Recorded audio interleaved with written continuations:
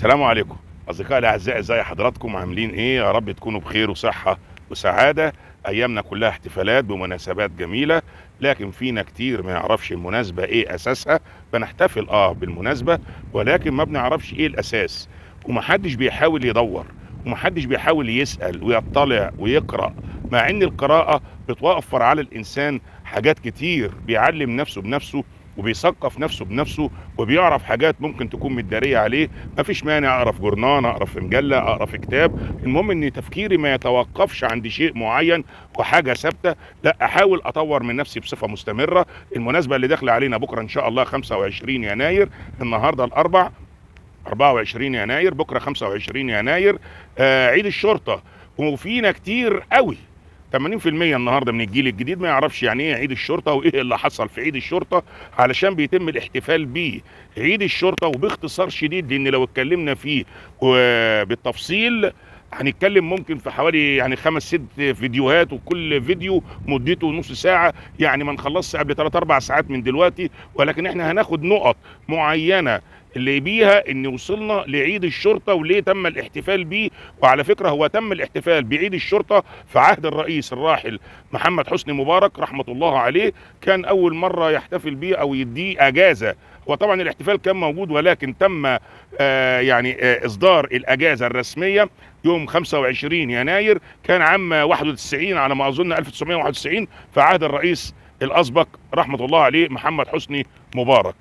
الاساس في الموضوع بتاع عيد الشرطه والاحتفال بعيد الشرطه هو كان ايام الاحتلال الانجليزي لمصر. تقول عليه الاحتلال الانجليزي، تقول عليه بريطانيا، تقول عليهم المملكه، تقول عليهم في ليهم 3 القاب. في النهايه الانجليز كانوا محتلين مصر. مدن القناه كانت تحت سيطره الانجليز في الوقت ده، وبرضه الفدائيين كان ليهم اعمال ما بطلوش، لان الفدائيين دول هم يعني جدودنا او اجدادنا او ابائنا او تقدر تقول عليه، لان هم دول الاساس، هم دول اساس المقاومه من قبل القاهره ومن قبل اي حد ومن قبل اتحاد الشعب مع الشرطه. هم الفدائيين اللي رفضوا من الاساس الاحتلال الانجليزي، وكانوا بيقاوموهم بكل الطرق. وفي الوقت دوت القائم بالاعمال العسكريه البريطاني طلب تسليم محافظه الاسماعيليه ان يكون تحت سيطره الجنود البريطانيين. الاعمال التخريبيه من وجهه نظرهم هم ان دي اعمال تخريبيه زادت ضد المعسكرات الانجليزيه. وفي الوقت دوت حوالي 90,000 او 91,000 عامل مصري كانوا بيشتغلوا في المعسكرات سابوا الشغل، لان هم رافضين الذل ورافضين الاهانه ورافضين الحاجات اللي كانت بتحصل لابناء الشعب من تخريب، من اغتصاب، من سرقه، من هدم منازل، من حاجات كتير قوي. زاد زي ما بيقولوا الطين بله عن انجليز، زاد الطين بله. الغاء معاهده 36 تم الغائها سنه 51 من قبل مصطفى باشا النحاس، كان رئيس الحكومه الوفديه في الوقت ده. وبعد ما خد راي البرلمان تم الغاء المعاهده، ولان كان من ضمن شروط المعاهده ان المصريين يدافعوا عن المصالح البريطانيه جوه مصر، من ضمن المعاهده، فتم الغاء المعاهده. طبعا دوت بريطانيا خدته ان ده تهديد ليها واعمال تخريبيه ليها، فهددت باحتلال القاهره، هددت باحتلال القاهره لو الاعمال الفدائيه، او هم كانوا بيقولوا عليها الاعمال التخريبيه، ما وقفتش، لكن الاعمال الفدائيه زادت وكانت بتقابل تشجيع من الحكومه المصريه، وكانت بتقابل تشجيع من وزير الداخليه في الوقت دوت فؤاد سراج الدين، كان وزير الداخليه. فطبعا هم يوم 25 يناير كان موافق يوم جمعه في الوقت دوت، استدعى القائد البريطاني البريجادير، يا رب انطق الاسم كويس، البريجادير اكسهام، كان قائد العسكري في مصر في الوقت دوت، طالب ضابط الاتصال المصري بينه وبينهم بتسليم انذار شديد اللهجه للشرطه المصريه، ان الشرطه المصريه تسلم اسلحتها كامله ويبداوا الانسحاب من الاسماعيليه في اتجاههم الى القاهره. ينسحبوا من الاسماعيليه في اتجاههم للقاهره ويسلموا مبنى المحافظه، محافظه الاسماعيليه. وطبعا دوت لو كان حصل لكان طبعا البريطانيين كانوا اجتاحوا الاسماعيليه ومدن القناه كلها، لان كان خط الدفاع الاول بين الشعب وبين قوات الاحتلال هي الشرطه المصريه والفدائيين من وراهم، والفدائيين خدموا الشرطه المصريه والشرطه المصريه ما خانتش الفدائيين. لكن البريطانيين كانوا عاوزين ينفردوا بالاهالي. طبعا فؤاد سراج الدين في الوقت دوت كان وزير الداخليه، طبعا رفض المطلب البريطاني وطلب من الشرطه، مع ان عدد الشرطه كان قليل، طلب من الشرطه الصمود، نصمد، مفيش لا انصراف، مفيش تسليم، مفيش انسحاب، نصمد قدام المواجهه. وكانت معروف المواجهه كان معروف، يعني لما شويه جنود مصريين يقفوا قدام المحتل، فالمحتل دوت مش 3 4، كان عدد المصريين في الوقت ده اللي هم العسكريين اللي هم الشرطه كان لا يتراوح ما بين 750 الى 850 عسكري مصري، ما يزيدوش عن كده اللي كانوا موجودين في محافظه الاسماعيليه في الوقت دوت. وكان عدد الجنود اللي بتاع المحتل يفوق 7000 جندي، 7000 جندي في مواجهه 850 مصري بس. 850 عسكري كانوا مؤمنين ان هم بيدافعوا عن بلدهم،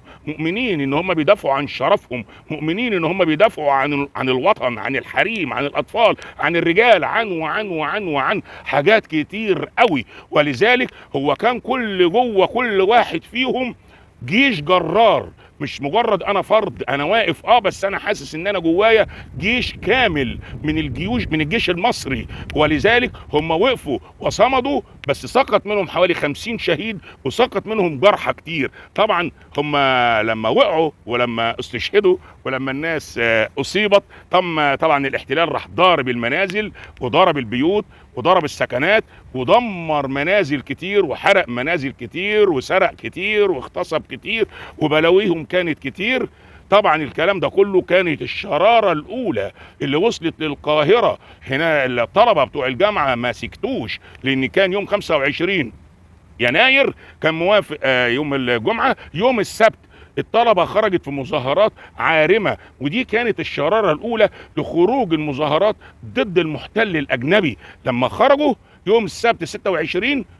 وطبعا هنا اتحاد الشعب مع الشرطة، لأن كان مطلب الاحتلال تسليم محافظة الإسماعيلية، خروج الجنود المصريين ينسحبوا من الإسماعيلية تماما في اتجاههم إلى القاهرة. ولو كان تم تنفيذ هذا الطلب، طبعا الإسماعيلية والسويس وبورسعيد مدن القناة أول مدن قامت بالمقاومة ضد المحتل، انضم ليهم الشعب من مصر، كانوا هم قاطعين خط الوصول للقاهرة أو الرجوع من القاهرة لمدن القناة، فصلوا مدن القناة تماما عن القاهرة علشان ما يحصلش زيادة في الأعداد البشرية، إن يحصل مقاومة أو يحصل إمداد بالسلاح أو يحصل إمداد بالمواد الغذائية أو. ومع كل ده قاوم جنود الشرطة قاومت الاحتلال بكل بسالة، وكان وراهم وزير الداخلية المحترم فؤاد سراج الدين، وكان وراهم مصطفى النحاس رحمة الله على الجميع، اللي رفض معاهدة ولغى المعاهدة بتاعت 36 اللي كان من شروطها ان المصريين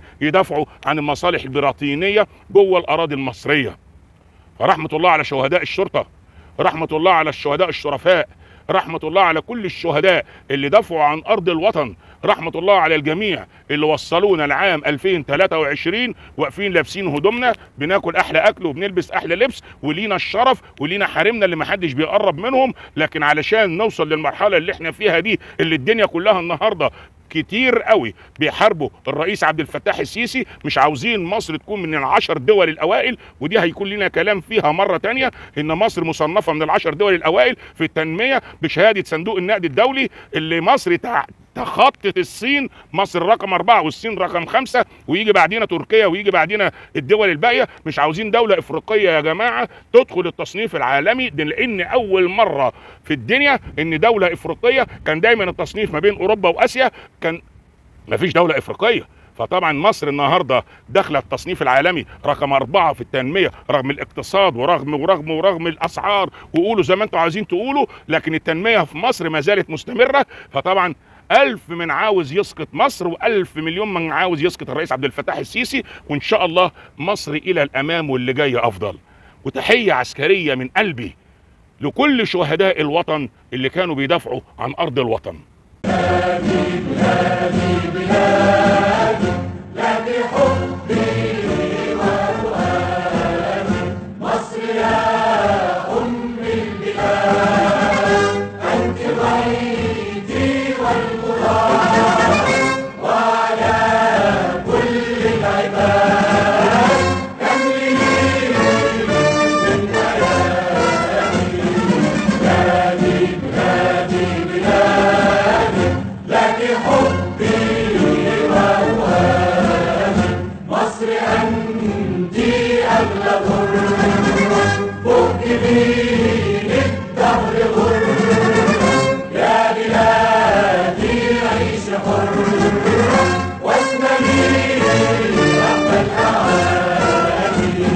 بلادي بلادي بلادي لك حبي وفؤادي، مصر أولاد الكرام أوفياء يرعوا الزمان، نحن حرب وسلام وفداء يا إلهي.